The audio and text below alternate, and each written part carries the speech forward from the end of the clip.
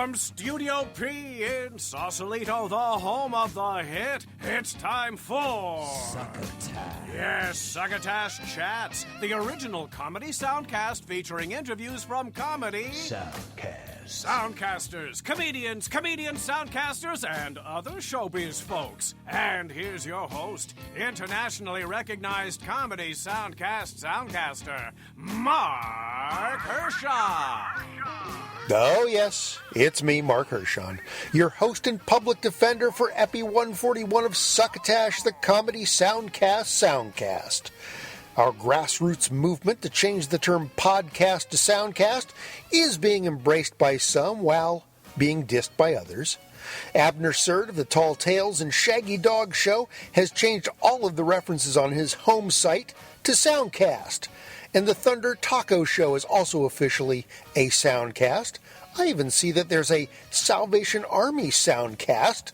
I don't even think they were part of the movement, but they are now. On the other hand, I heard via Twitter from the Wheelbarrow Full of Dicks show, and also Chris Lanuti from the Broadcast Basement show, that they don't support the change. Chris says he thinks the name sounds silly, which I just don't get, really. I mean, podcast sounds less silly than soundcast? Oh well. As a longtime branding expert, I know that great names are often in the ears of the beholders. Plus, there's been over a decade of programming, of hearing and seeing the term podcast used over and over and over. That's okay. Of course, I think it's fair to say I'm a little disappointed that a couple of shows we've often mentioned and supported can't throw in with us on the Soundcast Crusade, but that's their prerogative. We still love you guys. Not to mention we can still refer to your shows as a soundcast when you show up here on Succotash. But that's not why you're here right now, is it, gentle listener? You're here this time around to enjoy an installment of Succotash Chats with our special guests, Jamie Morton, James Cooper, and Alice Levine, the cast behind the immensely popular soundcast called My Dad Wrote a Porno. I suppose we do it with Jamie because the way it all came about was that Jamie brought the first few chapters, two full chapters, and the third was in bullet point form. It's kind of still in bullet point form in the final book. So he brought that to us when we were having a pub dinner, and we just did exactly what we did on the podcast, really. We were all just riffing on what an amazing book it is, and that's sort of how the podcast is now. There's very little formatting. Like we just roll and people throw jokes out there or go down a kind of dead end a lot of the time, or just it's very much just a kind of a continuation of our friendship. It would have felt weird with me kind of reading it with these guys thinking, God, that's a really funny idea, and then not including either of them in it. That would have been kind of beastly. So there's a little sample of my upcoming Skype chat with a titillating trio that's got the internet all a Twitter and a Facebook, too. But before we get to that chat, we've got the first of our two bursts so durst this episode, and immediately following the interview with My Dad Wrote a Porno Soundcast crew, I'll toss on a couple of my short interviews with some folks from the recent Los Angeles Podcast Festival, along with a second burst o' durst. Sound like a plan? Before I go any further, let me remind you to please rate and review Succotash on iTunes if you'd be so very kind. You can also help us to defray the cost of producing and hosting this mother by clicking on the donate button over at our home site, succotashshow.com, or by doing your online shopping by clicking on the Amazon banner at the top of that very same homepage, or even purchase some merch at our Succotashery, not surprisingly reachable through the same succotashshow.com home site. Also, this episode of Succotash Chats is brought to you by Henderson's Hallow Pants, just in time for Halloween. Now, the election cycle is in high spin, and so is our resident political comedian and social commentator, Will Durst. Hey guys, Will Durst here with a warning, because when the days to an election dwindle down to a precious few, something happens to candidates, especially when prospects for victory appear slimmer than an emaciated giraffe in a funhouse mirror. And we should prepare not just for October surprises, but October lightning bolts tossed by Odin himself, October 80 megaton hydrogen bombshells, and October exposés that will make your mouth hang open long enough to attract bottle flies. So here's a sample of what may come down in these final weeks of this, the most important election of your lifetime. Yes, again. October 2nd. Breitbart News discovers that when the first words of Hillary Clinton's deleted emails from 2009 are arranged chronologically, a love letter to Lucifer is revealed in which she calls him Smoochie. October 10th. Photographs showing Donald Trump poking a group of special needs preschoolers with a stick are laughed off by the candidate as political correctness run amok. His poll numbers rise. October 14th. En route to a campaign stop in South Carolina, Hillary Clinton rushes into a burning building to rescue a litter of newborn kittens. Her poll numbers do not budge.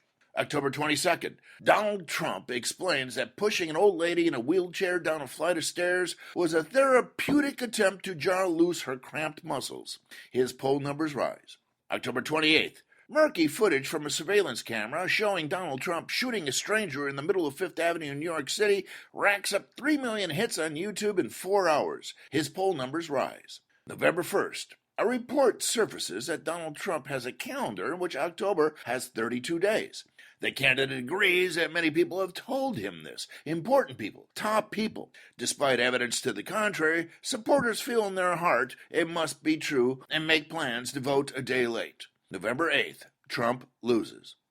For Succotash, the Comedy Soundcast Soundcast, I'm Will Durst. Get it? It's a hoist on your own petard thing. Grab more of Mr. Durst's brand of wit at his home site, willdurst.com, where you can also lay eyes on his schedule and figure out where to catch him live in and around the Bay Area and beyond.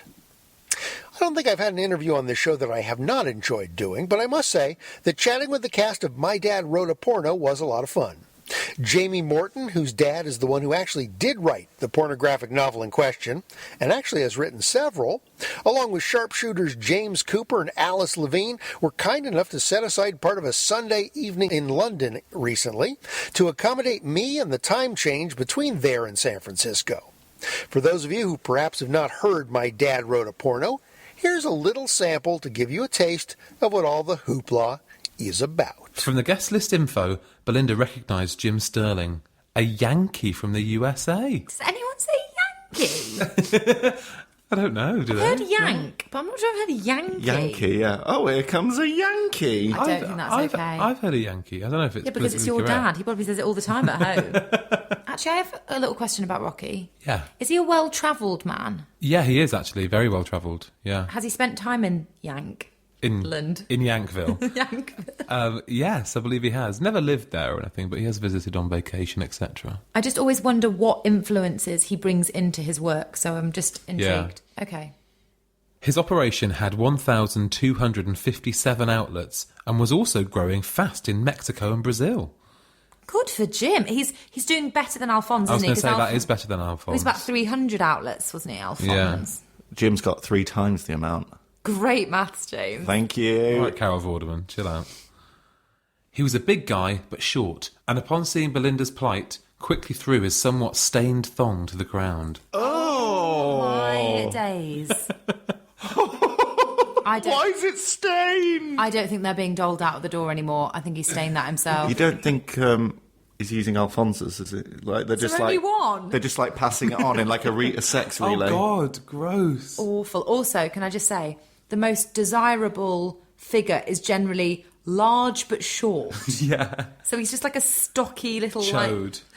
Oh my God. He's a chode of a man. He's a chode of a man stomping around the place. That's why he's stomping. Disgusting. Very man. low centre of gravity. In a dirty thong. Oh God. What's it stained with, do we think? Do we want to go there? Let's allow the listeners to speculate. As little as I know about pornography, what I do know You keep saying that, Alice. We're never going to believe it. What I do know is that stains are generally really, really sexy. It's a fetish all of its own. Oh my goodness. Belinda blinked. Drink. She did. For the first time that day, she was caught unawares. By what? No, I The stains? I beg to differ. Not the first time that day. So far today, she's been attached to a trellis with some red plastic handcuffs. She's had some bloke from Belgium come wriggle out of his thong and say, "Why don't you pop over to The Hague?" Then penetrate her vulva. Oh yeah, I forgot that bit. Guys, hold on to your hairpieces. No one ever said. Yeah, is that a line from the book? For the first time that day, she was caught unawares. There was nothing there. What? Hang on, whoa. Before you reveal what that means. Smooth like an action man. No, like a nub. Nothing.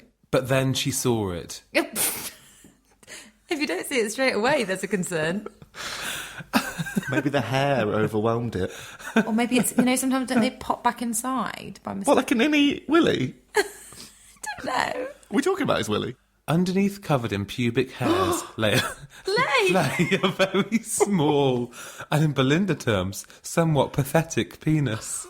Lay. Why is it lying? Like it's in a nest. Like a slug. Like a little vole. So he's not aroused.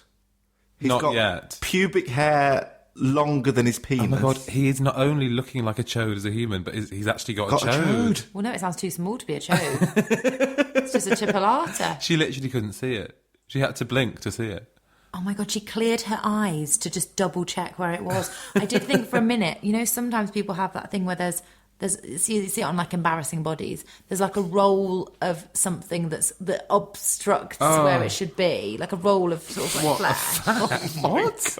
Yeah. What are you talking about? You guys don't Sorry, watch where'd you watch this? You don't watch enough Channel 5 at night. I don't like what you said, James, about the hair is longer than it is. What, like a mane of straight hair? Oh, it's like it's in a little nest. Do you know isn't it? what? And The it's sooner like we in the get middle. past this point, Yeah, the let's better. move on. I am feeling a bit sick. So that's what the show often sounds like, with Jamie reading passages from Belinda Blinked, the book his dad, who goes by the name Rocky Flintstone, wrote as Jamie and Alice take turns with their running critique. The clip was from the 5th episode of the first season. Their show is now well into the 2nd season and, appropriately enough, Rocky's sequel to Belinda Blinked. As you will hear in our interview, Jamie was running just a little bit late, but James, Alice, and I decided to start without him. Hi, Mark. Hey, good morning, or good evening. Yeah, what time is it? 5:30. How are you doing? Actually, Jamie is stuck on a bus somewhere. Oh, okay. He's literally like a couple of minutes away. I might just try to give him a bell, actually. Okay. There's a couple of buses appearing outside. I'm just seeing if he's on them. Okay. This is very. I don't live bus station, just to confirm. This is very exciting, actually. feel like we're really in the minute. It's fantastic. Well, it's normally, because Alice has to work until like, what, 4:30? Yeah.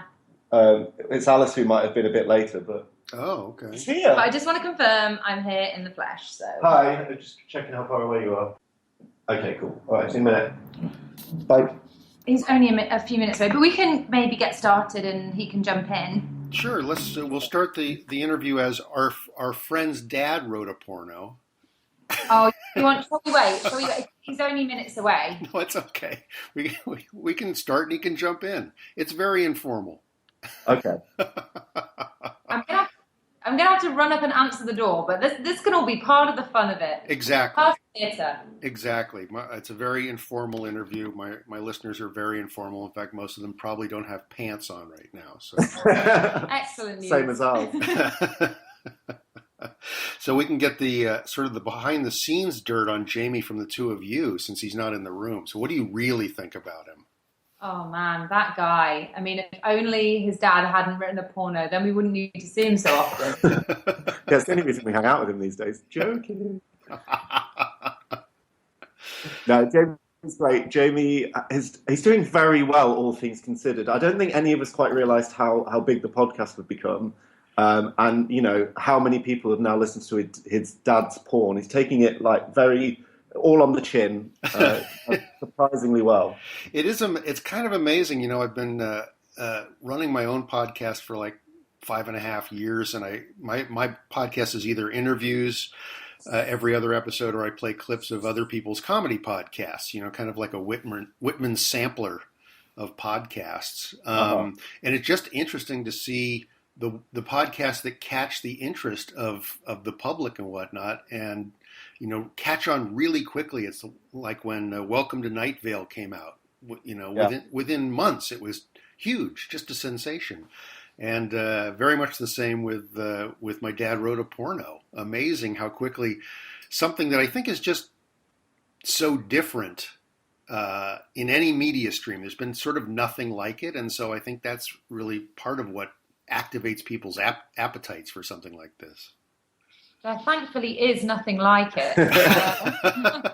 Well, I am waiting for My Dad Wrote a Porno 2 to come out as somebody else's podcast. Just waiting for, like, my sister wrote a porno, my mum wrote a porno, and hopefully we can find those people and exploit them similarly. But I think when we first started talking about it, we knew that the books that Rocky had written were gold. We didn't necessarily know that a podcast was going to be the way that we would do something with it, but we knew that it was just such great material, and we all are kind of ardent listeners of podcasts anyway, so it just felt like one of those things that you could do around your kitchen table. Literally, that's what we do. We do it around one of our apartments. So we kind of just thought, actually, this is the perfect way to get it to people. Yeah. We thought a lot about the title as well, because I think part of our success has been, it's a title that people want to hear more about, and it kind of does what it says on the tin. So we went through a lot of different titles, but then in the end we came up with this one because we were like, people know what they're getting straight off the bat. Stands out. It's one of those clickbaity titles. People are going to give it a try, even if they don't listen beyond the first episode. They're going to give it a try. So I think we were where we were onto a winner with the title, at least. Yeah, I would agree. Just curious if you even remember what any of the titles were that you were kicking around. Oh God, my memory's terrible, Mark. At the best of times, and Alice has actually just gone and get Jamie in. So it's just me at the moment. We won't worry about it. Here's Jamie. I'm so sorry I'm late. Okay, well, hey, that's all right. We're done. But thanks for coming in. Fantastic, brilliant. No, welcome. We were just kind of sort of picking up little pieces of podcast errata while we were waiting for you to show up. So we're just listening about you. But welcome, and we're just proceeding in a very informal manner, so we'll just keep talking rather than. I'll introduce the three of you now, since all three of you are in the room, so that'll be easier. So people will know your voices. We've been speaking with James Cooper and Alice Levine, and now Jamie Morton joins us. Hello, how's it going? Well, welcome to the conversation, We're just sort of talking about the title itself of My Dad Wrote a Porno, and James was talking about a number of, you guys kicked around a lot of other ideas before settling on My Dad Wrote a Porno, which is very descriptive from a branding standpoint. And I was asking him, does he recall any of the other title ideas, and nothing was coming to mind. Yeah, I think I'm trying to remember. I mean, I think we were trying to put erotica in there, but we didn't think it was quite as punchy as porno. Because actually, we don't call it a porno here. Like, we don't use porno the way Americans use porno. So that kind of felt like maybe it didn't fit. But then my dad's written an erotic/pornographic novel. Felt not the most succinct title in the world. Yeah, because porno would lead people to think that he'd written a script of some sort of awful 1970s porn film, which he actually hasn't done yet. I'm sure he will at some point. In fact, I've actually just discovered that he's recently bought Aaron Sorkin's masterclass video. So I think he is planning on making kind of a little segue into movie script writing. So watch out for that, everyone. Well, such a neat segue. Isn't it? Well, what would be great is if he started just writing his porno in Aaron Sorkin's style, because then everybody would have a joke. They'd all have a joke line. They'd all be really glib and funny. He isn't the best at dialogue, so I think he's going to struggle with that one, to be honest. Well, I think he's got himself the way in with Mr. Sorkin's work. That's fantastic. Learn from the master. So we talked a little bit about how you guys originally sort of came up with the idea, and it's to me, and the fact I've reviewed hundreds of podcasts at this point, it's a truly original idea in a sea of, when you consider there's over 300,000 podcasts now, what's a title that's going to pop out? Certainly that is one, and that was no pun intended, by the way. But Jamie, one question I had for you, kind of off the bat, because your dad writes these Belinda books under the name Rocky Flintstone, and I'm surprised you didn't want to grab onto the coattails of success. Why did you choose the name Wharton? I don't understand. Do you know what? That's a very good question. I should kind of change my name to default. So forevermore. You should cash in. I should. I mean, it's an icon of our times. I like to think of myself as the Emilio Estevez to. I'm going to stick with the original name that I was born with. He can play. That's brilliant. If he wishes. Brilliant answer. So how is it that the three of you sort of fell into this? I mean, I've been listening since the beginning, and you guys had sort of come up with this idea, I guess almost just sort of as a goof. You were going through the book, and then you guys decided to turn into this thing. But is there any reason the three of you all gravitated towards it rather than some other group of friends? Don't say that. We could be replaced at any moment. Jamie is the only necessary part of this.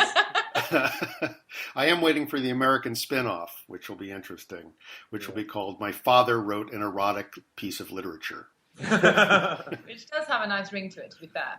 We'll do anything to sell the rights on. We don't. What? When people do that when they sell it to another country, they kind of don't care after that point. They can do what they want with it in America. That's great. Now, how about the format that you guys do this with? Because it's really sort of an interesting format in that Jamie reads the passages, and then the two of you begin sort of, I guess, sniping at it would be a polite way to talk. That's a polite way of saying it, yeah. Gently critiquing. I guess to answer your other question as well, I suppose we do it with Jamie because the way it all came about was that Jamie brought the first few chapters, two full chapters, and the third was in bullet point form. It's kind of still in bullet point form in the final book. So he brought that to us when we were having a pub dinner, and we just did exactly what we did on the podcast, really. We were all just riffing on what an amazing book it is, and that's sort of how the podcast is now. There's very little formatting. Like we just roll and people throw jokes out there or go down a kind of dead end a lot of the time, or just it's very much just a kind of a continuation of our friendship.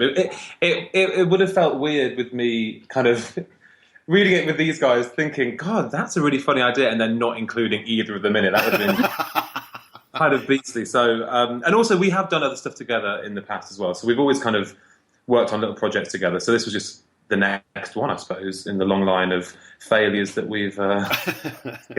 Is there a lot of editing that takes place in the episodes? I mean, do you find yourselves like going down some dark alley of comedy that doesn't go anywhere, and then you have to go kind of back up and go, let's take that again?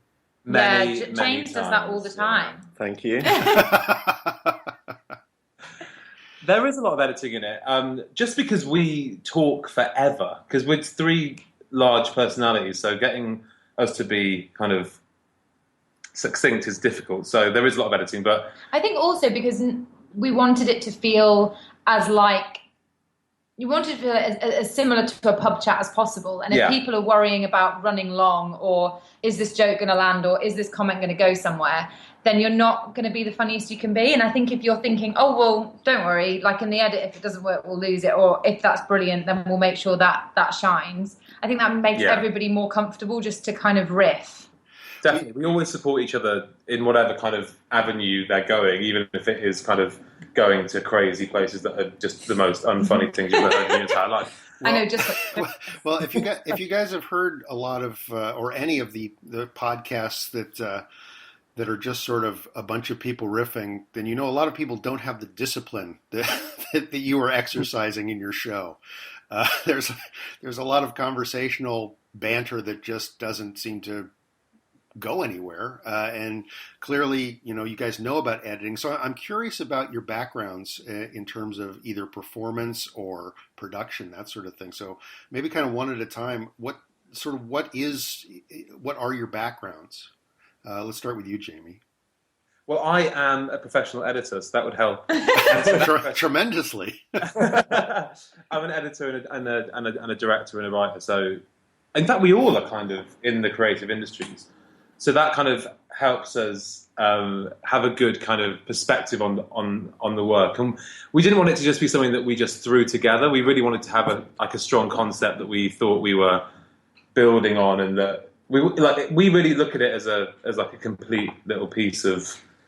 Shall I say art? No, don't say art. It's a piece of art, guys. I'm going to say it. Or at least something that isn't just thrown together. There is a lot of thought and time that's gone into each episode. So I think our background in the media helps with that. Because, James, you're a TV producer, right? I'm a producer. Oh, okay. And Alice? Well, I work in radio, so I suppose this is closest to what I do in terms of it being like an audio product. But yeah, I have a radio show for the BBC. And that's been an interesting part of it, actually, because I've worked with lots of producers and, they would say I'd learned nothing. And actually, I feel like there are definitely some things that I've picked up, and we've all combined all of our, respective skills, and we come at stuff from really different places. So that's been really useful. And I think the fact that we're not doing this as performers and we're doing it as friends, I think is what keeps it fresh, because you don't feel like somebody's trying to get a one line in, somebody else is trying to get their joke away. We're just having a chat. Yeah, there's no kind of competition between the three of us, which I think comes across. Well, yeah, what's interesting is, and this is probably more towards your professional lives than your friendship is, and maybe you just edit the stuff out that goes against what I'm about to say, but you don't end up talking over each other all that much. It seems like it's truly like a give and take, and you kind of wait for the other person to get the joke out. I've been in a lot of improv groups and things like that where people are always trying to fight to get their voice in and that sort of thing, and that doesn't seem to be happening on your show. No, yeah, we always try and we always give each other the space to kind of have their moment, and we also are really supportive with each other, so that we'll help the person get to where they are going as well. Because none of us believe in kind of ownership of a joke or a singular idea in a project that's the three of ours project. Like, it's our show, the three of our shows. We're not going to. Although James is the funniest, but we don't ever really talk about that. Now, how long did it take to explain to Rocky the concept of what you wanted to do when you guys first came up with it?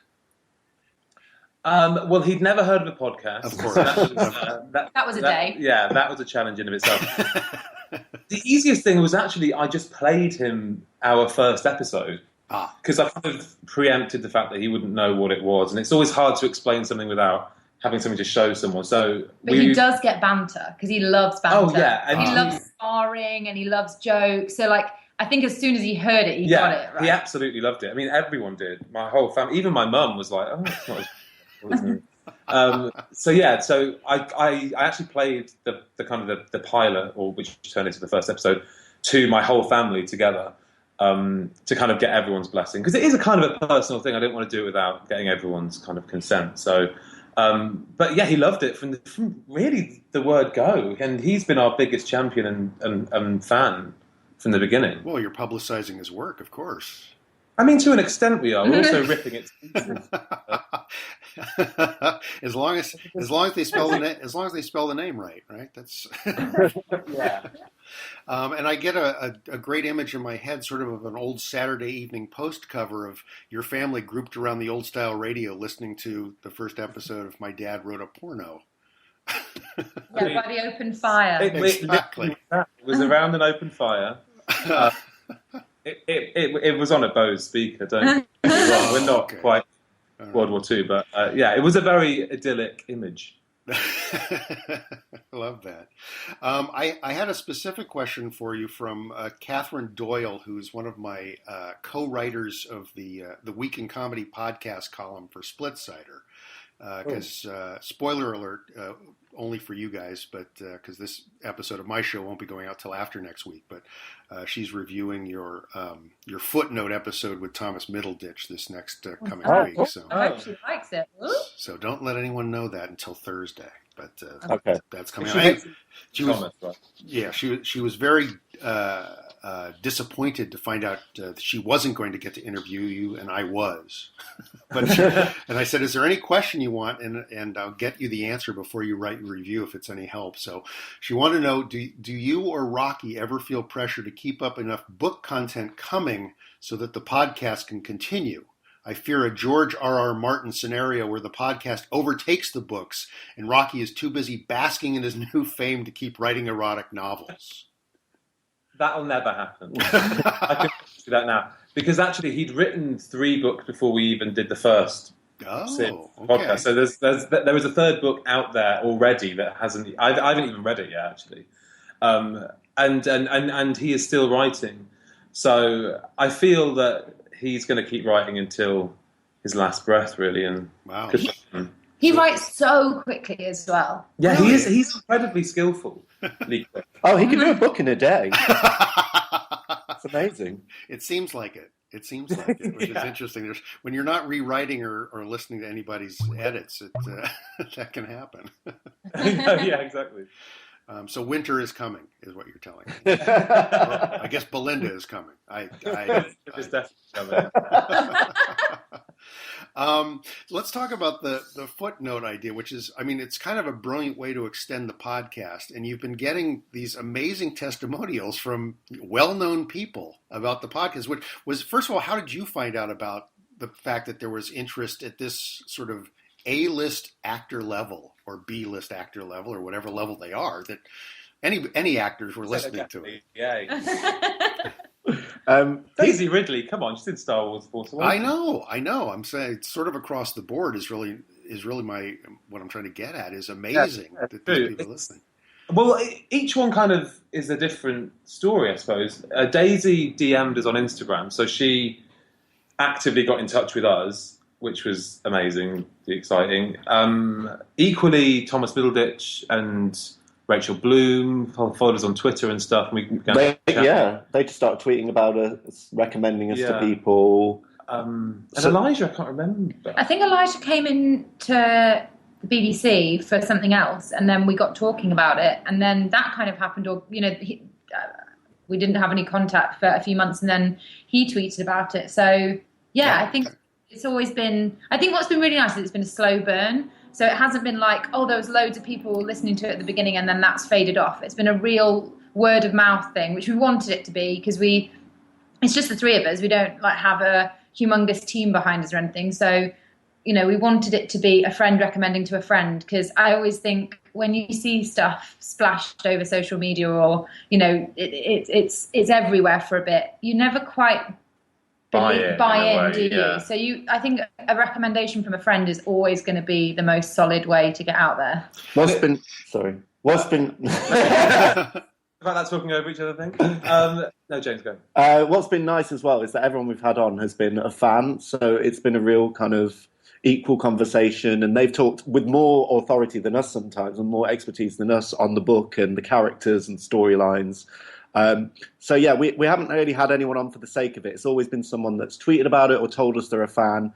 We've invited them on and they've been really kind to say yes. So it's been great. And no one said no yet, which is amazing as well. Everyone's had a different perspective, haven't they? And that's sort of why we've asked them on. Everyone's had a different angle that they're coming at it from. And originally we were maybe going to have experts on that weren't well known or weren't A-list. And I think actually people have sort of fallen into those categories anyway. Yeah. So that's been quite nice having people's different take on it. But how did you come up with the idea to talk to these people and then insert it as part of the stream of podcasts in your season 2. I mean, it's one thing to say, hey, we got a tweet from Elijah Wood saying he really likes the show, but you said no, let's actually have a conversation with him. Well, I think there are so many things to talk about with Belinda Blinked. I mean, it is such a mine of unbelievable. There are just so many questions that people always have. Whenever they meet any of us, they always ask so many questions about it. And I guess Daisy and Elijah and Rachel and Evan were no different. They had so many questions that they wanted to kind of ask us, and we thought, well, why don't we have them on the show and they can ask the questions, kind of like our audience would be asking these questions. We thought it was a good way to kind of answer some of the questions whilst also getting them on the show to kind of revel in Belinda, really. And it was an evolution, wasn't it, from Series 1? Because Series 1 we had footnotes, but they were kind of ways of exploring themes that had happened in a chapter that we didn't really get to look at during the episode. Right. It seemed like a nice way, like Jamie says, Daisy's saying things that everybody's saying on Twitter that's listening to it. So she's just there as a Belinda Blinked fan going, wait a minute, like how was it 7:30? Like why did the restaurant close at 8:20?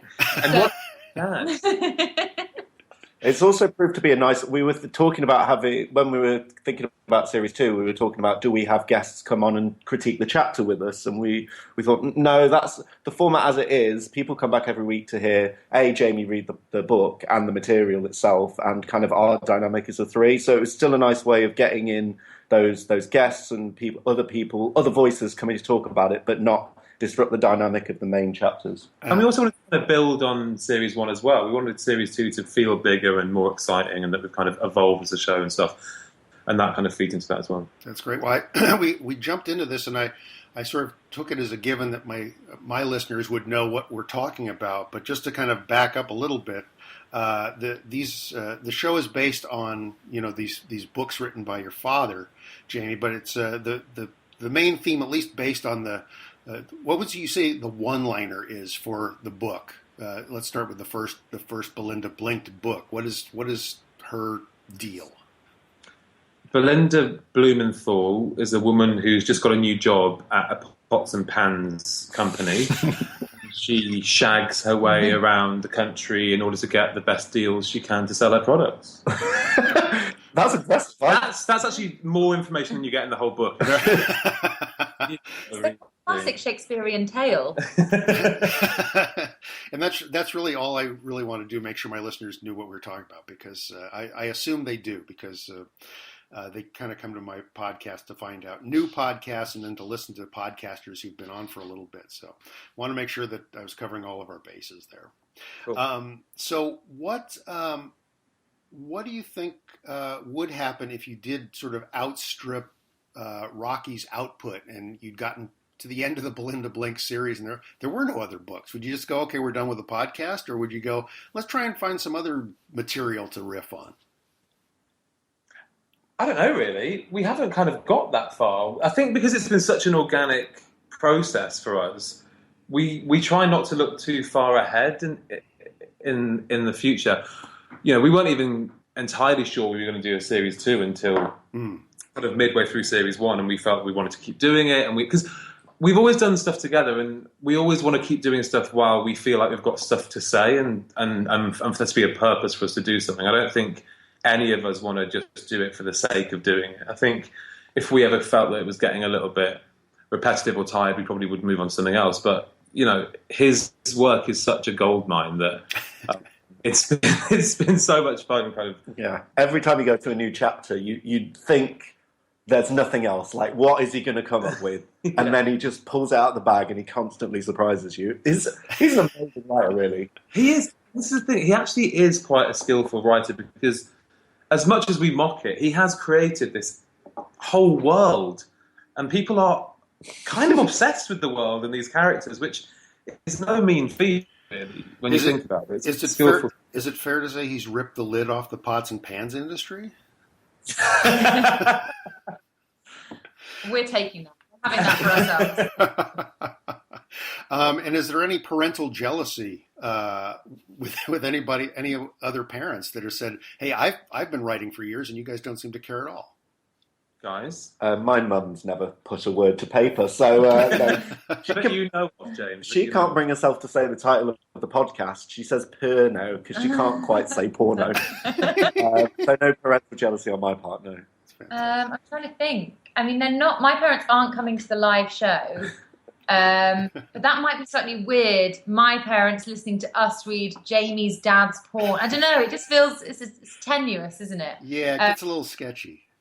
But my dad was an academic, so I can imagine out of all of the parents that my dad would be the one that would be like, "Wait a minute, I can do this." Well, that's great. I don't want to eat up much more of your time, especially since it's the evening over there. But are there any podcasts in particular that are either influential to any of you three or ones that you really enjoy? I think we all like Alec Baldwin's podcast. Here's the thing. It's great. Yeah. And the obvious ones, I guess, that have been really big over here, like This American Life and Serial, we all listen to. I really like Adam Buxton's podcast. He does great interviews. Yeah. Jeff Goldsmith does a really good one called The Q&A, where he interviews scriptwriters in Hollywood, which are really good, really hour-long, in-depth chats with screenwriters and directors, which is a really good one. Great. James?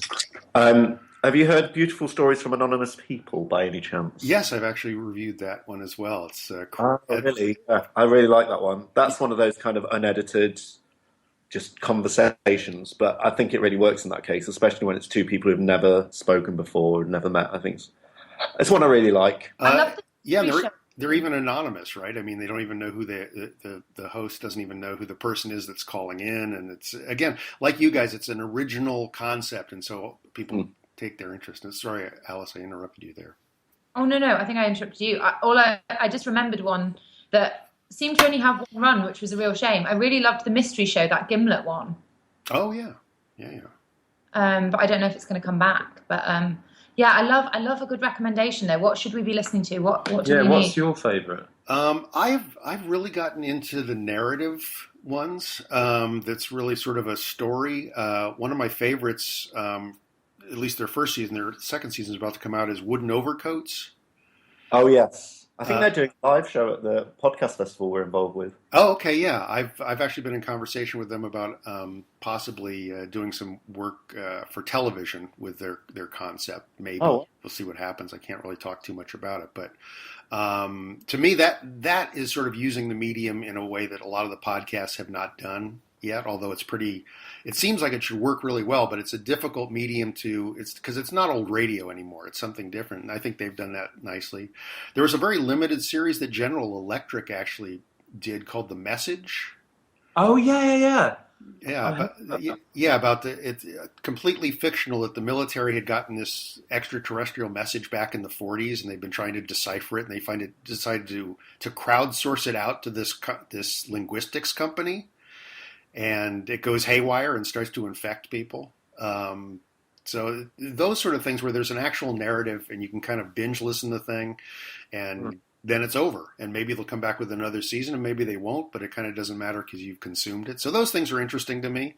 There's so many interview shows out there that it's I remember sort of back in the infancy of podcasting where it was just podcasters talking to other podcasters because they had no one else who knew what they were doing.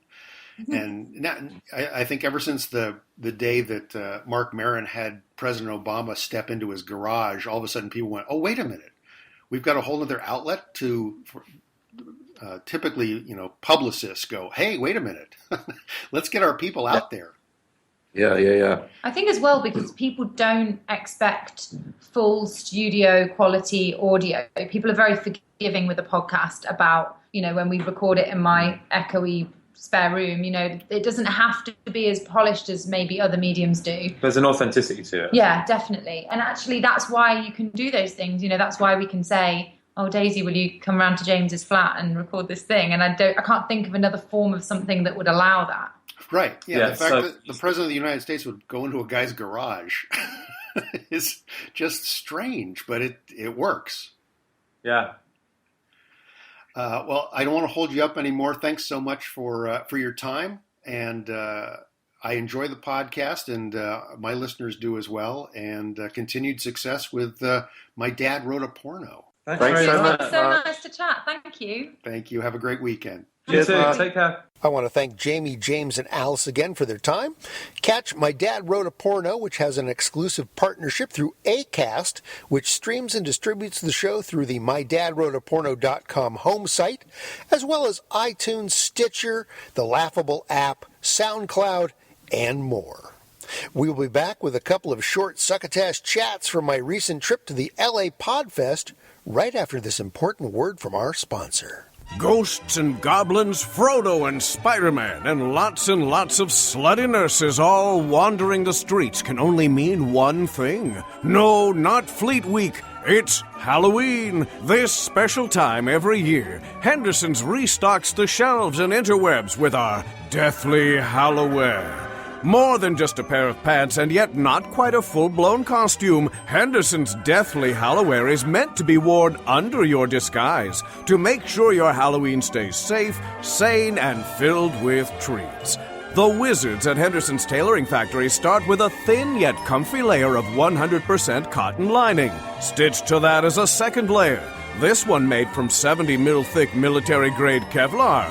Finally, your Deathly Halloween is coated with waterproof matte black acrylic, strong enough to keep you safe in the darkest night, whether it's hailing hail or bullets. Henderson's Deathly Halloween is also light enough to assure that you can keep tricking and treating until the cows come home. Moms and dads, Henderson's wants to remind you that not even our Deathly Halloween can guarantee complete protection from the lowlives and scumbags that are waiting to prey on your precious children.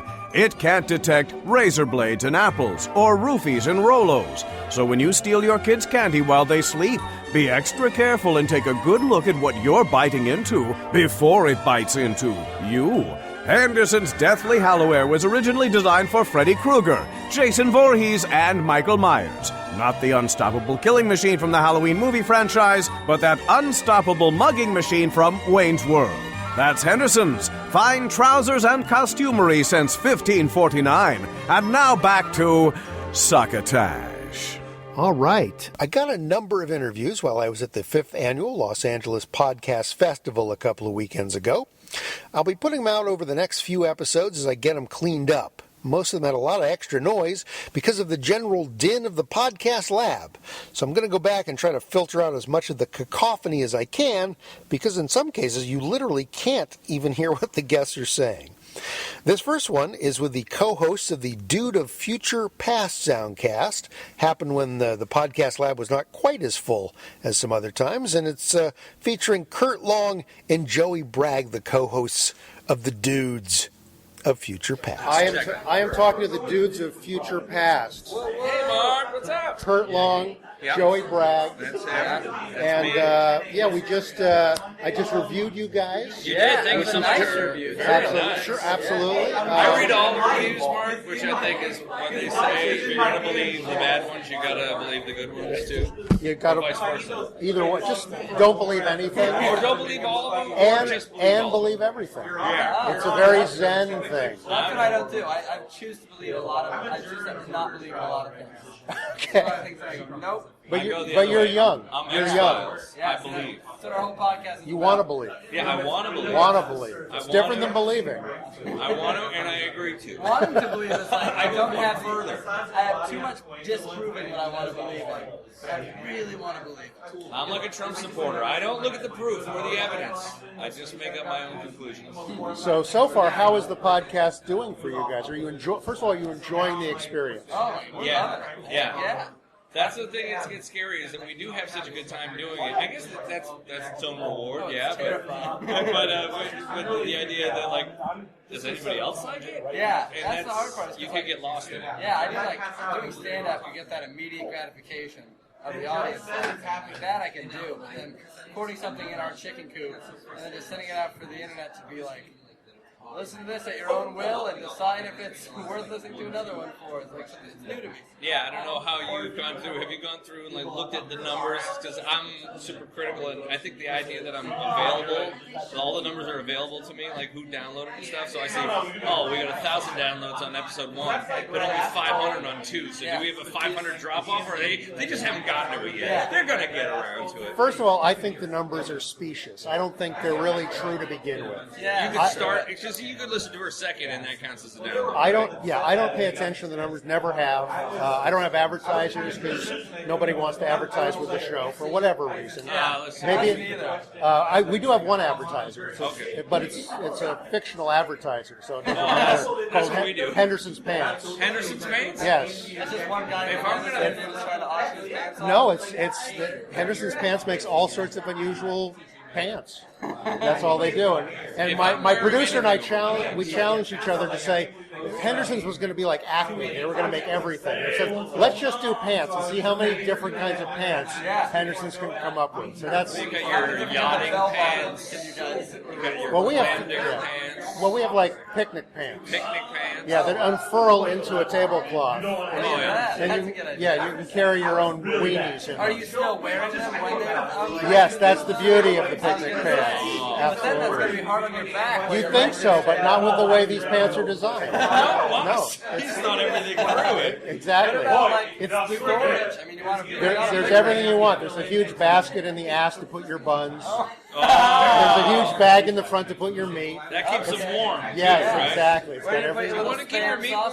In the pockets. Okay. I could have guessed that. Absolutely. You would have given me 5 minutes. I would have So you guys have like a generational gap, right? Which is the hook for your show. That's the hook. Yeah, we wanted to make Whether sure. it's a strong enough hook, we're still trying to figure it out. Now, if the show goes for a while, you guys have kind of I'm going to say a kind of May-December romance going on, right? So as Kurt gets older, are you going to start turning your eye to maybe a younger co-host, That's what I was Joey? thinking about. Like, when I become 43, am I going to want to That's what I'm thinking, retire right? him and let him go? Get the. Maybe you'll get a little co-host on the side. I think the other way is more true. I think as Joey gets older, I'm You going to might dump him for a younger I need a co-host. younger one, That just could like work. I will with my wife. That She knows it. It's part of the deal. I said, this is a sign, honey. I'm now have a younger co-host in my podcast.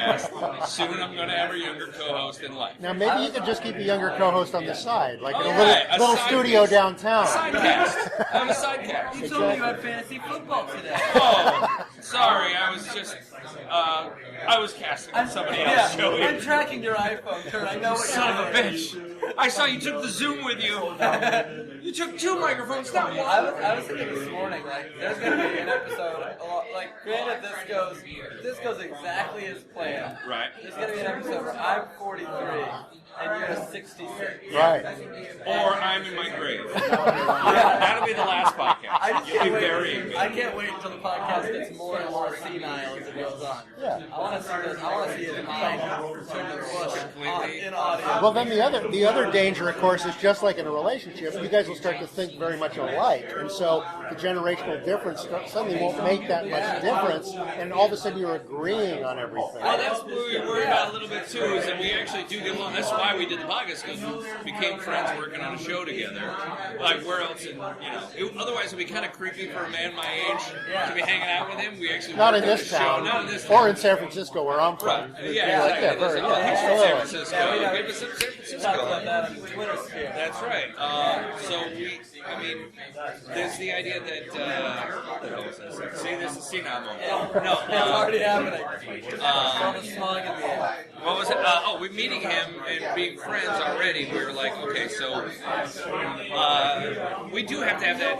I don't want to be falsely antagonistic, like, I'm an old man and you kids don't get it. Like, I actually am honestly, I do want to be younger, or not younger. You should have seen him try and figure out our new portable recorder we got today. Yeah, I had to take out my glasses. Yeah, there you That's the go. menu button. I Alright, was let like, me how do I see get what that back? looks like. I took out my bifocals and played with the knobs. And then I realized it was a salt shaker. I'm like, oh, that's not. not working at all. That's not working at all. I tried to put him to bed, and he was kicking and screaming about the war. It was hard.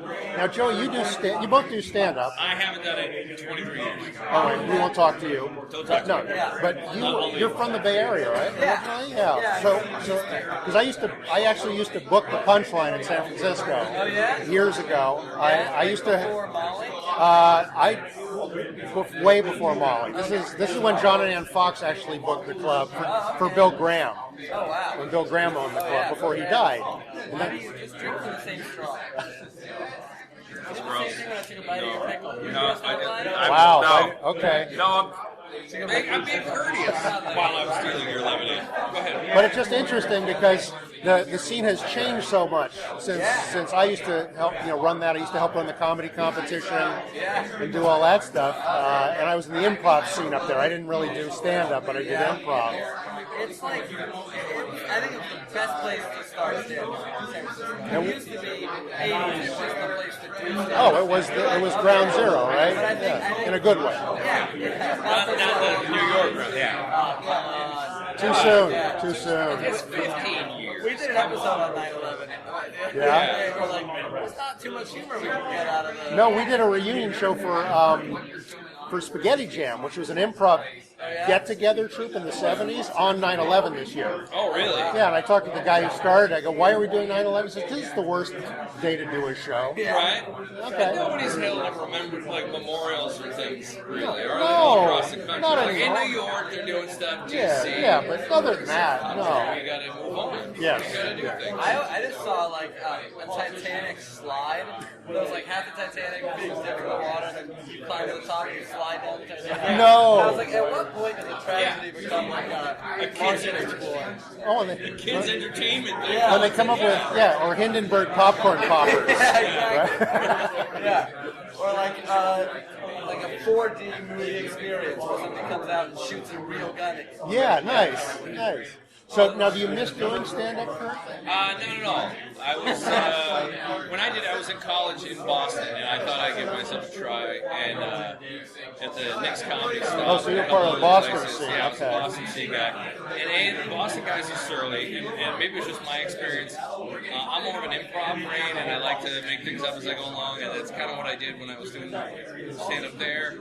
And the comics there were just they were like, they had their by the book, like you had to work the jokes and be, Yeah. and they didn't like following me, hey kid, get it, come up with an act, and then come back. Yeah. And they all seemed very sad and angry, so That's kind of just how it is. yeah, right, No so matter where you go, they're all sad. that's everybody? No, Okay, but well, all San Francisco was, particularly in the 80s, was much more versatile. They welcomed comics who did different stuff. Oh, yeah. They just wanted you to know your stuff. They just didn't want somebody up there just like Back kind in of Mark going. Pitta's heyday. Oh, Mark Pitta. I was on Mark. You can. How do you know Mark Pitta so well? I was his roommate for 5 years. Oh, were you really? No way. Yes. I didn't stand up. I mean, I was in San Francisco. You went to Throckmorton. Yeah, absolutely, he did. Yeah. It was, I mean, that show. Oh, the Throckmorton Rock. That's where we did the reunion show for Spaghetti Jam. Oh, it's amazing. Yeah, I love the Throck. It's great. I was there and I was like chatting backstage at 15, and they're like, hey, this is Morton Salt. One of the most legendary. Yes, he just hangs out there. Really? Yeah. He just chills in the green room, like, has conversations. He does a show every Thursday there for an hour and a half. That's insane. The guy's 119 years old. No, he's 89. He's But very He old. may as well be. Yes. That's like a Hollywood 119. yeah. People are dying. David Bowie lived to 65. People are praising him for it. Yeah, we're doing a show at the Throck at the end of, for Halloween, the last weekend for Halloween, called Grin Readers. And it's comics reading works of classic Gothic fiction. Oh, that's fantastic. Yeah, it's going to be cool. It's the second one we've done. We did one a couple of years ago, too. It was very cool. And the Throck is the last place I did improv with Robin Williams, like 6 months before he passed. Yeah. Did you Yeah. get to see? You were working with him about it? Oh, yeah. Oh, okay. Yeah, he used to sit in with my improv group in the Oh, he 80s. sat in. Oh, okay. I'm sorry. Oh, yeah. No. But he'd The come by. loudest recording room I've It makes for really great shows. Yeah, it's terrific. We turned off for a ceiling fan. And roasted our room because we were afraid of it. Oh yeah, no, I've talked to these people. I've been coming for 5 years, and I said this is not the way a podcast lab should be. You shouldn't hear the beakers actually bubbling in the background. A cubicle setup would be smart. Yeah. When Joey and I work together, we both pro cubicle. But I do like the looks of it. I mean, I was told before, well, that's when I said to Jimmy Pardo, we were like, hey, we're going to come to a podcast. Would you do our podcast? He said, I've been in he's like, you do not want to go to the lab and do a podcast. He's like, you won't get the full Pardo. So we'll do it separately. Yeah, it's a good idea. It's a good. I just But dropped. I'm glad we got to talk. Yeah, no, I'm glad you guys stopped in because I do these little snippets rather than a whole episode from in here. So like throughout this weekend, I'll just put up these like little mini-sodes. Oh, this is People I fantastic. talk to. But I'm glad I got a chance to talk to you guys because I really did enjoy your Where show. did you come up with the idea for Succotash? Was it just you felt there was a hole that needed to be filled? Yeah, like well, reviews, this was podcasts? it was like 5 years ago or almost 6 years ago now, and I was a bunch of my comic friends were doing them, and I was going, I'd love to do it, but everyone's kind of doing the interview thing, or they're doing a bunch of dudes sitting around bullshitting. Yeah, that's what Jimmy Pardo said. He's like, at least you guys have a hook, and there's a bunch of Yeah. white guys talking. And so it took me about 6 months. I said, one thing that isn't happening now is nobody's kind of promoting podcasting, right? And so I said, I'm going to do like a Whitman sampler thing where I do clips of other people's comedy podcasts, and then I'll also do interviews. But it's mostly about the clips. So it's Succotash. It's a collection of different things all put together. And I'm also on this one-man campaign to change the word podcast to soundcast.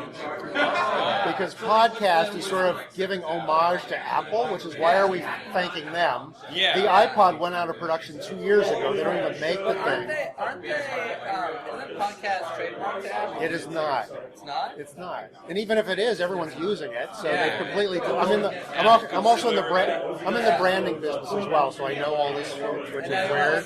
I'll join your one. Yes. Yeah. And so let's take Soundcast back for the people. I mean, I say get a few more months under our belt and doing this Do we have podcast. to? Yeah. We'll say Soundcast. Let's All get right. through all the business cards that we made. all right. Podcast, Well, and I've got them too. That's the problem. then Yeah. they say, yeah. Exactly. Yeah, But get It through just our makes sense. it starts with this fucking Started banner with right that banner. here. I like that. Is this your Exactly. first original banner? Yeah, $10. You could start your own. Vista print. Ours are Mr. There you go. $10. Oh, then we could have came in here and walked with a banner and t-shirt. Exactly. We thought we were going to be prepared coming with a business card. We got stickers. Oh, I know. I got the Yeah, stickers. you got All stickers, yeah. buttons, t-shirts. We're like, shit. I know. We're really Good slamming there. up. We're good there, but we're 2 months in. Exactly. You're young. You're a young cast. Yeah, see, now we're going to be a two-man campaign to get young cast. Young cast. Young old cast. We're a future cast. We're a young adult cast.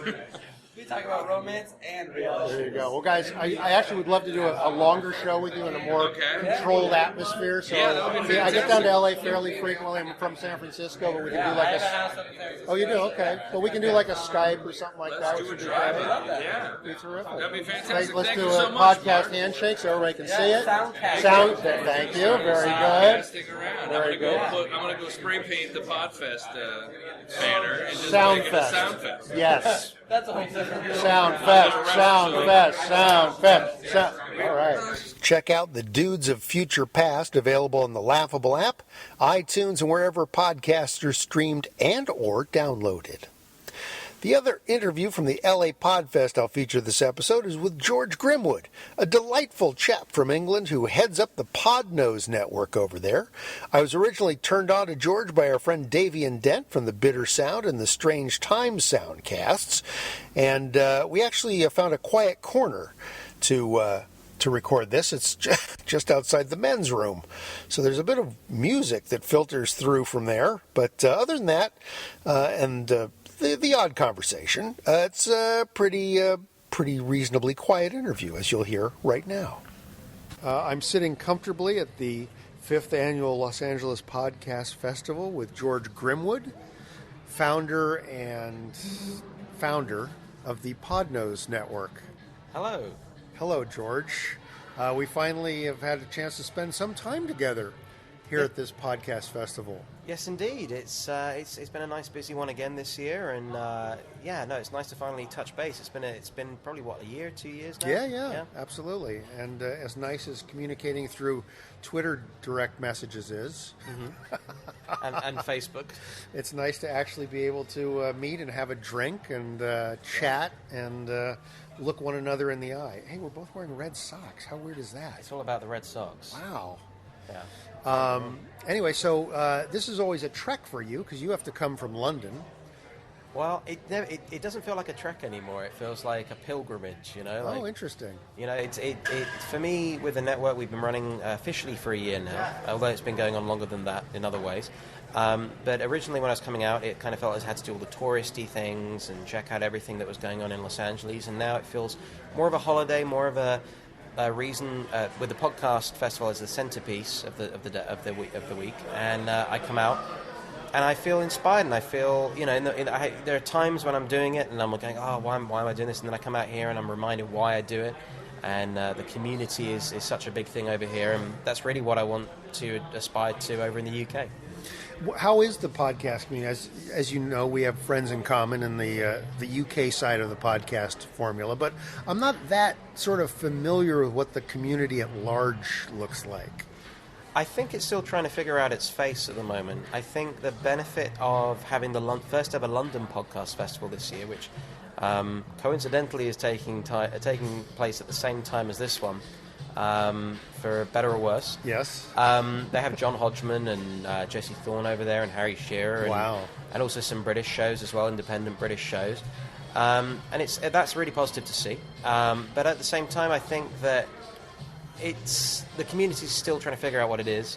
I think with the BBC dominating a lot of things, in many respects in the same way that NPR and various other radio stations, radio channels are over here, they have dominated the concept of podcasting in the UK.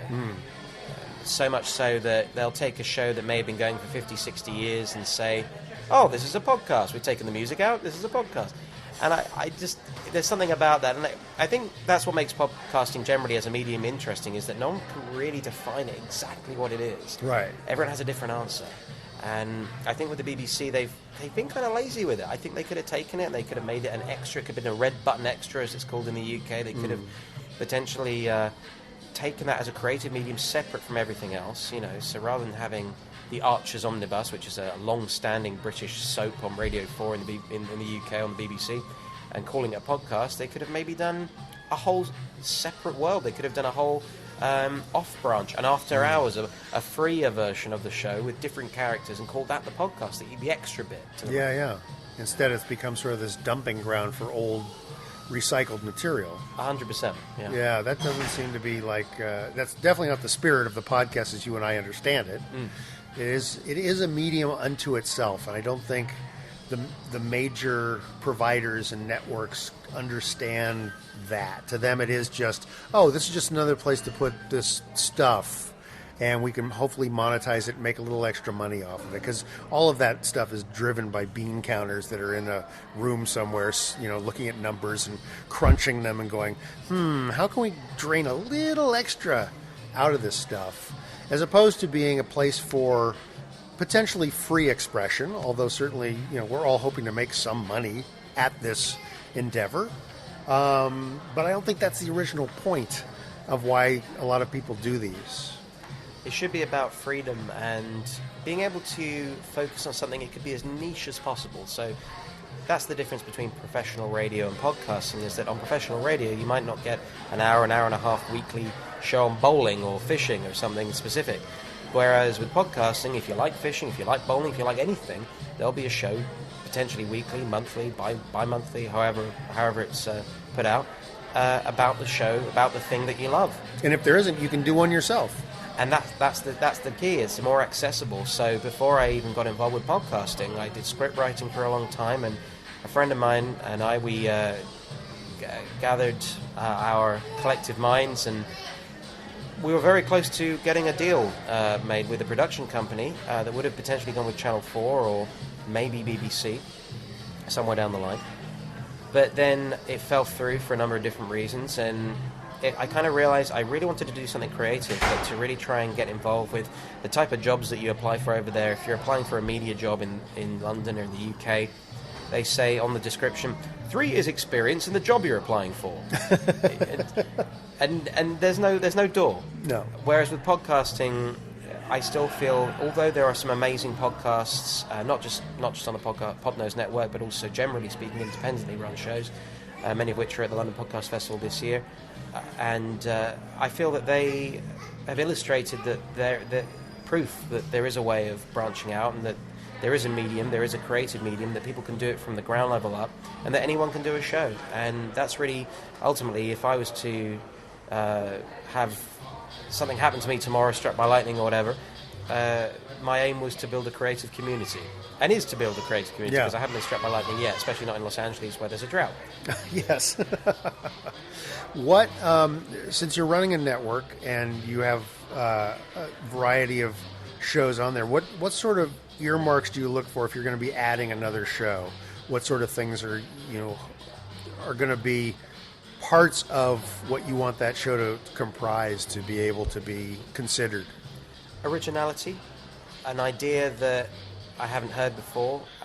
That's to say that there's no such thing as an idea that anyone hasn't heard before. It's just a variation of, going back to The Writer's Journey by Christopher Vogler, which is not just a great book for script writing or ideas or storytelling, it's also a great reference guide to any idea that goes back 2,000 years. And I mean, I'm not necessarily of the belief that there's an original idea out there, but there's certainly ways of making something interesting by making it a single thing, focusing on one aspect that may appeal to even the smallest or tiniest of audiences.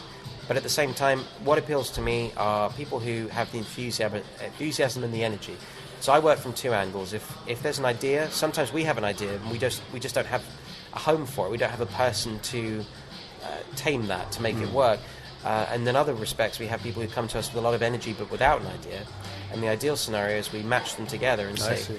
So, for example, there's a podcast on the network called Cinema Limbo, and it's a show where we take films that predominantly the host wants to talk about, but films that ultimately may have been received badly but should be reassessed, or for better or worse. And sometimes we look at them and we go, no, there's a reason this didn't do well. And other times we go, oh, this really should have done well. And that's hosted by a man called Jeremy Phillips, and Jeremy I'd known for some time, and I had this idea for a podcast, and I said, which admittedly thousands of film podcasts out there, but not a one that is this one, because we're taking it from a very slightly different angle, and we're trying out different things with it as well. And I said to Jeremy, would you be interested in doing the show? And he's made it his own, and we have an editor, Martin, who comes on and puts all the shows together superbly, and we have another guy called Phil who provided the theme, and so we've got all sorts of different people getting involved, and they're just really through connecting all the dots and just contacting people and seeing what we can make out of this collective creative process. What's sort of the most interesting aspect of podcasting as an industry for you, if there was one thing you could point to? I think it's the intimacy between the host and the audience. I think with professional radio, they're on a limited time. They don't have the opportunity, even if they wanted to necessarily connect with the audience in the way they'd like to. And that, to be fair, that does certainly highlight when sound bites stick out in the history of news and television and radio. They stick because they're hard to come by. There's a lot of generic elements that just flatline. And I think with podcasting, you're not looking for sound bites because everything should be as candid or intimate as you want it to be. So for me, it's this sense of community. And that's not just limited, of course, to shows that are conversation or someone speaking to their audience directly. But it's also, for example, Welcome to Night Vale. It's not just this amazing narrative, in storytelling narrative. It's also this sense of there's a message in there. There's very positive messages for the audience in terms of if you're feeling on the outside, that's not necessarily a bad thing. To paraphrase, I mean, I wouldn't, spoiler alert, I don't want to give it away, but they essentially say that you should never feel alone, that you should never feel afraid of being yourself, and that really resonates. I went to a show a live show of Welcome to Night Vale in Islington. I think it was last year or the year before. And it was the first time, certainly in the UK, that I'd ever seen a packed out, this was an old church, absolutely packed out, giant church. People were dressed up, people were quoting back characters. There were queues lining up for signings and merchandise afterwards, and I'd never seen that in the UK before. Over here, yes, but not in the UK. So for me, it's really about building that connection between the listener and the audience, and really just developing a community. What's the oddest show concept that you can think of that you've either heard of or actually have listened to? In what respect? You just go, I can't believe someone did that, whether for good or bad. Oh, okay. Well, there's ones that so I'll give you an example. Pistol Shrimps Radio. Yes. I love the concept of two guys going to the side of a basketball game and not necessarily knowing barely anything about basketball and doing a running commentary. That's perfect. Yes. Because it's winging it, but it's with two to three, occasionally when they have guests as well, but 2 to 3 professional improvisers. Yes. Who know what they're doing, but also they're quite happy to just run with it. And there's some amazing corpsing, and yeah, I like that as well. And also the fact that, of course, Matt Gawley's wife is in Pistol Shrimps, so in that group. So there's moments where I believe where she's been sort of knocked down or something, or a ball's hit her, and he's and it's so there is that slight tension to it as well. Yes, yeah. So, but I'm a big fan of field reporting generally. So I think I like those because they're raw. There's a real raw honesty to them. Mm-hmm. But that's not to say that also in studio things where revelations can come out, where people can be honest with themselves, but to an audience that they don't have to necessarily confront eye to eye. They can react to it. They can react to the reactions rather than necessarily having to deal with it there and then, which I think is very brave, even more so because they're putting it out to the world after the fact. Whereas if you're doing it live, you're not necessarily given the opportunity to articulate yourself in the way that you'd like to, so you can put forward how you feel about yourself or about a situation in your life in a podcasting sense that can be put out the way you want it to be. And I think 99% of the time that's used in a positive way.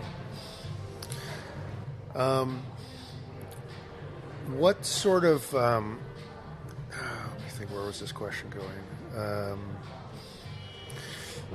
Given that there's a very large American podcasting community, and I think probably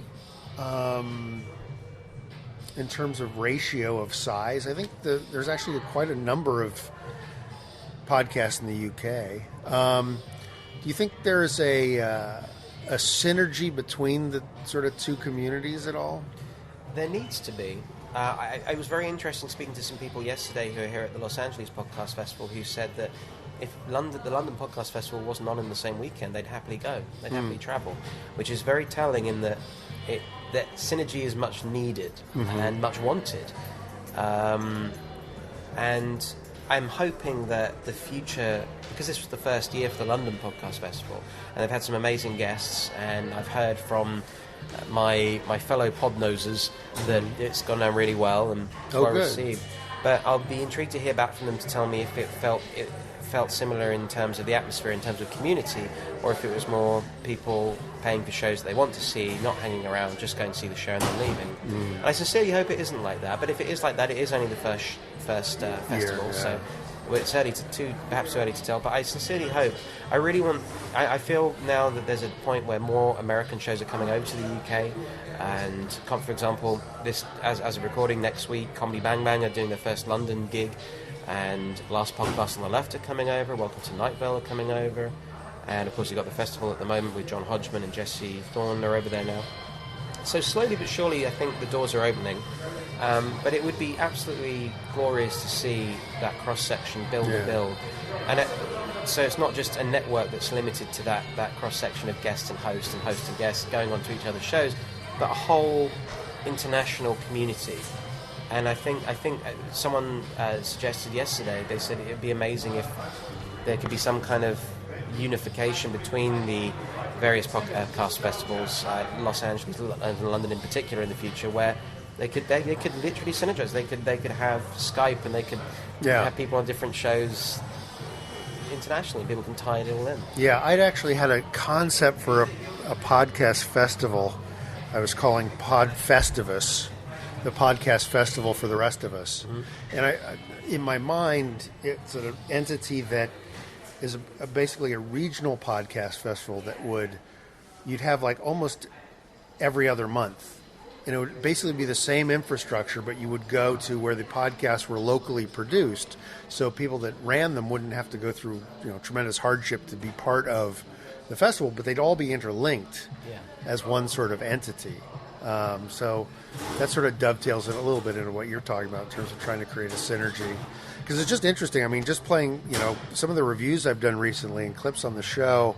I recently clipped a South African podcast that was stand-up comics. There's this growing South African, mainly focused in Johannesburg, comedy community that's only really sprung up with the end of apartheid, which is amazing, and so it's interesting seeing these young comics back when, because I started getting involved in American comedy back in the late 70s, early 80s, and it's sort of that feel to the community where they've been doing it for maybe 8 or 10 years. Yeah. That's interesting. And then I was just playing a clip from a podcast down in New Zealand, again, from that community, and that's almost like a bunch of road gigs strung together because there's not enough kind of centralization to say, it's focused in here. So that was interesting. And then I also featured I didn't feature a clip from this couple in Australia that they sit around, they drink wine and chat. It's just amazing to me that this phenomena is growing to such an extent that it's everywhere. Yeah. It's not just these pockets of, hey, it's happening in London, and it's happening here, and it's like all over the place. What's your sort of vision for whether there's a limitation on where these things can take place or not? Well, I would draw comparisons to how in the UK on television, up until the late 90s, most people in the UK only had 4 to 5 channels. And then now, they've got Sky, and they've got cable, they've got satellite, they've got 900 channels. And that's potentially lowered the stakes in terms of effort put in by the 4 to 5 original channels. Yes. So I would say that I think it'd be amazing to see podcasting branch out, but I also think that unlike that situation in the UK with television, there's more of an opportunity perhaps to allow for the ones that try harder will stand out. And I really do think it's a case of pushing for it, because I think a lot of people do still do it. The ones lesser known, the ones with a smaller audience, are doing it for themselves and in a good way, and as a hobby, as a cathartic hobby, and they don't mind if they've got only a few listeners. And we a few Harrison Ford style podcasts where they started out as a carpenter. They only ever wanted to be a carpenter, but someone notices them and goes, "Hey, you're an actor." Yeah. So there's a few Harrison Ford podcasts out there. Interesting way to put it. I think that there's no limit. There's no limit, but I think at the same time is that, and I imagine I predict maybe in 5 to 10 years from now, fingers crossed, when the podcast festival is still going strong, that maybe there'll be a chance to see, maybe there'll be an app, maybe there'll be a whole sort of wiki-style network of various different channels of different styles of show, whether they're in a network or not, and you can search them in a way where it's UK comedy, this topic, or Australia sports, this topic, and everything will be so organised that you'll be sport for choice. But of course it falls down to those who push it forward, those who want to make it bigger. And I think I think eventually Podnose will be monetary. How we'll go about that, I'm not too sure yet, and I'm still learning myself from other people. Sure. And this is why I come here to kind of learn from the best, essentially. I feel that the future podcasting will continue to expand, and I don't feel there'll be any point where it spreads thin, because each podcast for the most part is targeted at a niche audience. So there'll always be those pockets of audiences listening to individual shows, and they'll find them because they want to find them. Excellent. George, it's been a pleasure talking to you. Thank you for having me. Much appreciated. From just outside the men's room at the LA Podfest. Yep. George Grimwood, remember it's Podnose. Podnose.com. Yeah, you can visit there and find all our shows on the network. Excellent. Thank you very much. Enjoy the rest of your time here. Thank you. You too. I appreciate the fact that George came all the way across the pond to be at the LA Podfest and spent some of his time hanging out with little old me. Catch up with his shows in the Podnose Network, including his own show, The Pod Pit, and many others. All right, let's see if we have anything worth reading in the tweet sack. Hello, Tweety. That may have come in from Twitter, our email, which is marc@succotashshow.com, on our Facebook page, or the comments on the home site at succotashshow.com. Nope, not really. Most of the stuff's from PR people asking if I'll review their clients' soundcasts on Huffington Post, which is fine. I'll get back to them, but they're not really fans. Not like you. And I understand why you don't write me. We just don't have that kind of relationship, I guess. So let me just leap into the whirling tourbillon of thanks for all of those who have tweeted, retweeted, followed, liked, DM'd, friended, hearted, poked, and otherwise helped to pass the succotash on the lazy Susan of social media. Tracy Williams, Robert Scott Kelly, Let's Chat, Geek Yogurt Podcast, Daniel Driggs, The Blogus, LA Podcast Festival, Ben Blacker, Bethia Mapes, Taco Truck Website, The Monster Ghost, Elizabeth Rogers, Spryfly's Tweets, Lauren Sporer, Sarah Arnold, Improv Nerd, LAB Podcast, TJ Miller, Illusionoid, Juliet Miranda, What the Pod F Bang Bang, Changes in Latitudes, Candace Trice, Movies Made Me, Aaron Brodkin, DJW Enterprises, William Pelusi, Psych View on Films, Quadcast Country, Amelia 419, Roddy Swears, the FYFC Podcast, The Reddest Rose, Jeff Bauman, David the Producer, Corey Stoos, Frank DePiazza, Jake and Tom Conquer the World, Brendan Creasy, Human Being, Constant Struggle Podcast, Podcast Booster Bot, Angela, Carrie Snow, Todd Pod, Tot Pod, Ed Wallach, Davian Dent, Dr. Norman Trousers, Wanda Slater, Drinking in the Park, Slow Beats, Steve Squilante, Ice in the Face, Brant Von Hoffman, Jefferson Graham, Tiger and Sacco Jones, Abner Surd, Ed Asner, Jabs from the D-Head Factor, World Class Bullshit, Janet Varney, Holly May, Mr. LXC, Dave in the Cave, CJ Morgan, Adam Wolf, Love at First Pizza, Ear Goggles, Kaza Mirth, DK and Sir Bigby, Choo Choo Stew, Metal Thunder Radio, Ed Krasnick, Desiree Peoples, 288 Podcast, Stacy Black, Swarthy Daisy, Christine Blackburn, Battleship Potemcast, Nug Nargang, Andrew Drew Allen, Podcast Junkies, The Slant, Micah Hart, Leonard Kim, Best in Galaxy, Jane Pelkey, Love at First Pizza, you get 2 mentions. Hey! Master Debaters, Riki Fiki, Bootleg Pod, and Leroy the Puppy Boy.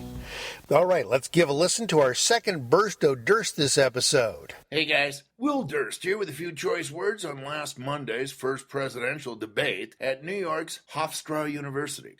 84 million Americans reportedly tuned in, but alas, Donald Trump did not seem to be among them. Post-debate polls show that 54% of respondents thought Hillary Clinton won, 24% thought Donald Trump was the winner, and 22% either had no opinion or looked at the questioner like they were crazy for even asking. Afterwards, Trump went on an oblivion tour to say that everyone told him he had won the debate by huge margins. Presumably the same people who tell him he has the best temperament in the history of presidential elections, damn it. It's unbelievable, his temperament. Ask Sean Hannity. Ask Sean Connery. His temperament is better than perfect. His temperament is 98.7 degrees. He has a note from Dr. Oz and Sean Hannity about his incredible temperament. The knock against Hillary is that she was too well prepared and often looked like an escaped animatron from Disney's Hall of Presidents whose face got frozen while laughing. But that was written off as jealous sniping from the Trump camp solely because the former Secretary of State was able to string words together into actual sentences with subjects and predicates and points. You know, in a presidential sort of manner. After starting strong, Trump wound down like a cheap watch, which has to be especially galling for a guy who claims his opponent is not qualified to be president because of her lack of stamina. Perhaps he thought the debate was being judged on time of possession, which would have explained his rambling and sputtering and eventually muttering something about how the DNC might have been hacked by some 400-pound guy on a couch. He then went on to claim there was a problem with his microphone, and he's right. Unfortunately, it was turned on. For Succotash, the Comedy Soundcast Soundcast, I'm Will Durst. Believe it or not, that's going to do it for Epi141 of Succotash Chats. Thanks again to the crew at the LA Podfest for being so hospitable and friendly this year. I had a great time hosting the journalism and podcasting panel there, and I hope you guys have me back next year. And I hope you have me back next episode because I'll be here with more little Podfest chats and probably some nice Comedy Soundcast clips too. Until then, don't forget to pass the Succotash. Goodbye.